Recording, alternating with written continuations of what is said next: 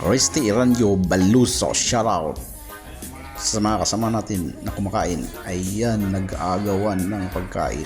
Yan ang magigiting nating na manggagawa na pagdating sa trabaho ay talagang masisipag, determinasyon sa kanilang mga tungkulin na walang pag-alilangan, ubod sa kanilang talento.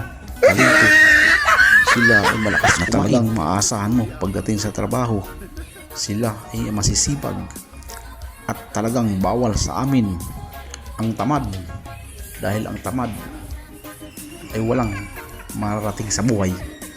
Di kagaya nito na aming mga kapatiran, walang kasinungalingan, serbisyong totoo lamang para sa aming mga trabaho. Kaya ito, pinagpala ang lahat. Sa sobrang sipag, tuloy-tuloy ang pangarap. Ito ang aming samahan na patuloy na nagtatrabaho na walang pag-alinlangan sa ating paligid, sa ating palikuran, na sana ay suportahan ng ating mga manggagawa, private man o sektor, ay dapat pangalagaan ang namumuno sa ating bayan.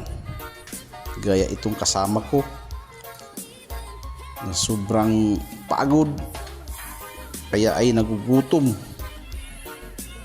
na makabawi at babalik ang kanyang lakas, dahil sa loob ng 8 oras sa pagtatrabaho, walang tigil